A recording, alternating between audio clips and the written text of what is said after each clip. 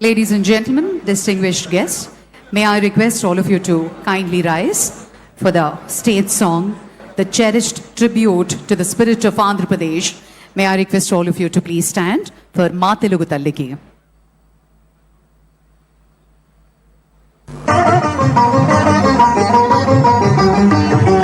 మా తెనుగు తల్లికి మల్లెపూ దండ మల్లెపూ దండ మా కన్న తల్లికి మంగళారతులు మంగళారతులు కడుపులో బంగారు కనుచూపులో కరుణ చిరునవ్వులో సిరులు దొరలించు మా తల్లి మా తెనుగు తల్లికి మల్లెపూ దండ మల్లెపూ దండ మా కన్న తల్లికి మంగళారతులు గలగల గోదావరి కదలిపోతుంటేను బిరబిరా కృష్ణమ్మ పరుగులిడుతుంటేను బంగారు పంటలే పండుతాయి మురిపాల ముత్యాలు దొరలుతాయి మా తెనుగు తల్లికి మల్లెపూ దండ మల్లెపూ దండ మా కన్న తల్లికి మంగళారతులు అమరావతి గుహల అపురూప శిల్పాలు జాగయ్య గొంతులో తారాడు నాదాలు తిక్కయ్య కలములో తీయందనాలు నిత్యమై నిఖిలమై నిలచియుండేదాకా రుద్రమ్మ భుజశక్తి మల్లమ్మ పతి భక్తి తిమ్మరు సుధీయుక్తి కృష్ణరాయల కీర్తి మా చెవుల రింగుమని మారు మ్రోగేదాకా మా చెవుల రింగుమని మారు మ్రోగేదాకా నీ ఆటలే ఆడుతా నీ పాటలే పాడుతా జై తెలుగు తల్లి జై తెలుగు తల్లి జై తెలుగు తల్లి జై తెలుగు తల్లి జై తెలుగు తల్లి జై తెలుగు తల్లి.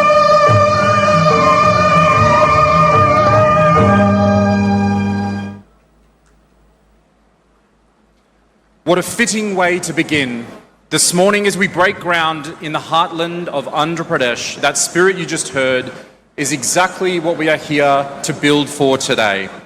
It is my great honour now to invite a leader who has been a steadfast champion of this region's development and whose constituency will be amongst the first to feel the benefits of what we're building here today. Please welcome Shri Guntur Srinivasrao Garu to the podium for our welcome address.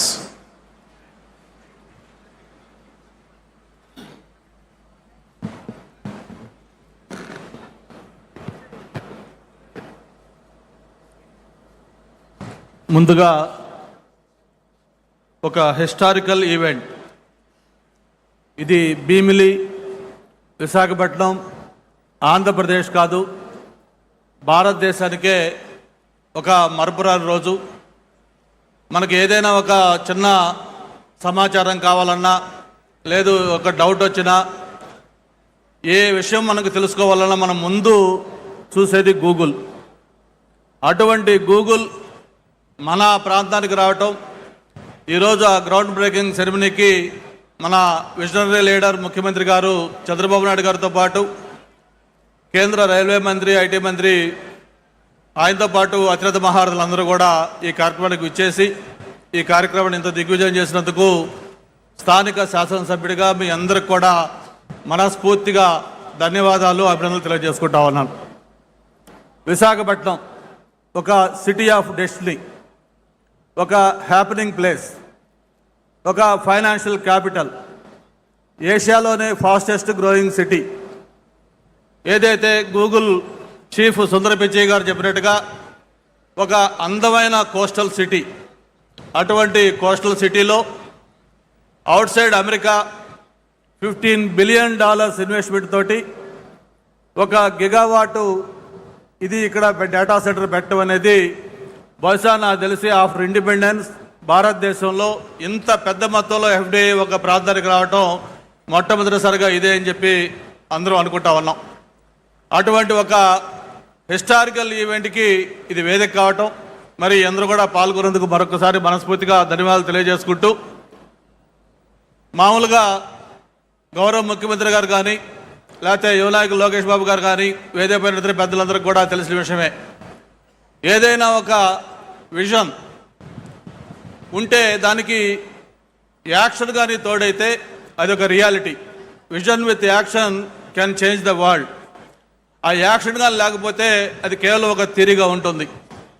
మరి ఈరోజు దేశంలోనే ఒక tallest leader, అంత political experience ఉన్న వ్యక్తి, ఎన్నో సంక్షోభాలు ఎన్నో అవకాశాలు అన్నీ కూడా చూసిన వ్యక్తి, 28 సంవత్సరాలకే శాసనసభ్యుడిగా, 30 సంవత్సరాలకే మంత్రిగా, 3 సార్లు ప్రతిపక్ష నాయకుడిగా, 4 సార్లు ముఖ్యమంత్రిగా, తను సూచించిన వ్యక్తులు ప్రధానమంత్రులుగా, ప్రెసిడెంట్లుగా భారతదేశ రాజకీయాల్లో ఒక కీలక పాత్ర పోషించిన వ్యక్తి నారా చంద్రబాబు నాయుడు గారు.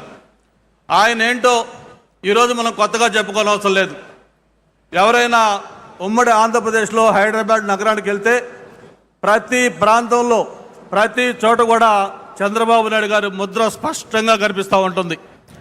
అది ఒక అంతర్జాతీయ విమానాశ్రయం కావచ్చు, లేకపోతే ఒక ఓఆర్ఆర్ కావచ్చు, లేకపోతే ఒక జినోమ్ వ్యాలీ కావచ్చు, లేదు ఈరోజు ఏదైతే ఒక సైబరాబాద్గా తెలంగాణ ప్రాంతానికి అత్యంతగా ఇన్కమ్ తెచ్చే గ్రోత్ ఇంజిన్గా ఉన్న సైబరాబాద్ కావచ్చు. ఇవన్నీ కూడా మనకి చరిత్ర చూపిస్తున్న సాక్ష్యాలు. మరి నాకు తెలిసిన చాలామంది మిత్రులు అడుగుతూ ఉన్నారు, ఏంటి ఆంధ్రప్రదేశ్లో ఈ లాస్ట్ 20 monthsలో చేంజ్ ఏమవుతుంది, ఎందుకు ఈ మార్పు జరుగుతూ ఉంది? భారతదేశానికి ఏదైనా ఇన్వెస్ట్మెంట్స్ వస్తే గతంలో మహారాష్ట్ర, తమిళనాడు, గుజరాత్ లేకపోతే తెలంగాణ లాంటి ప్రాంతాలకు వెళ్ళాయి. కొత్తగా ఎందుకు ఈ 20 నెలల్లో ఎవరన్నా వస్తే ఆంధ్రప్రదేశ్ చూస్తున్నారంటే ఇక్కడ జరిగిన మార్పు 20 నెలల్లో ఒక్కటే. ఒక సమర్థవంతమైన నాయకత్వం, చంద్రబాబు నాయుడు గారి నాయకత్వంలో ఆంధ్రప్రదేశ్లో ప్రభుత్వం ఏర్పడటం, దానికి ఒక స్పీడ్ ఆఫ్ డూయింగ్ బిజినెస్లో ఎంతో ముందుకు తీసుకెళ్తున్న లోకేష్ గారి దీన్ని తోడు కావడంతో మరి భారతదేశానికి వచ్చే పెట్టుబడులు 100 రూపాయలు వస్తే అందులో 25% కేవలం ఆంధ్రప్రదేశ్కి వస్తూ ఉన్నాయి.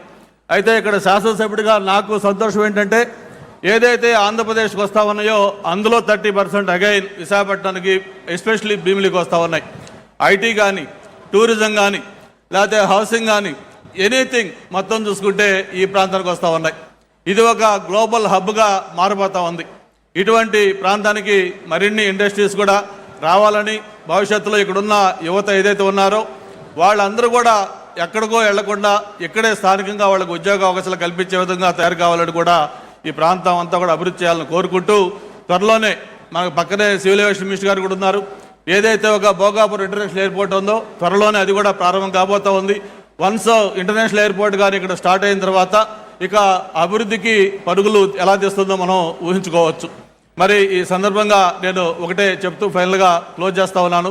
నేను చదువుకునేటప్పుడు ఒక బ్రూక్ అని ఒక పోయి ఉండేది. దాంట్లో చెప్పేవాళ్ళు, men may come and men may go but I go on for ever అని.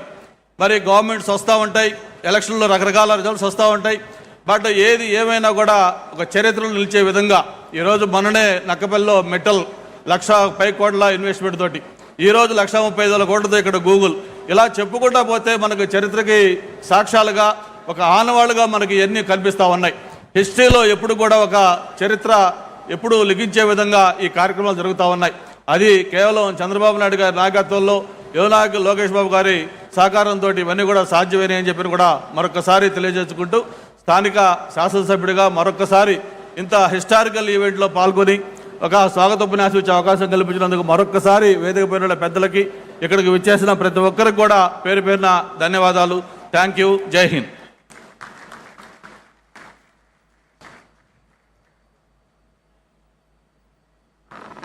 Thank you so much.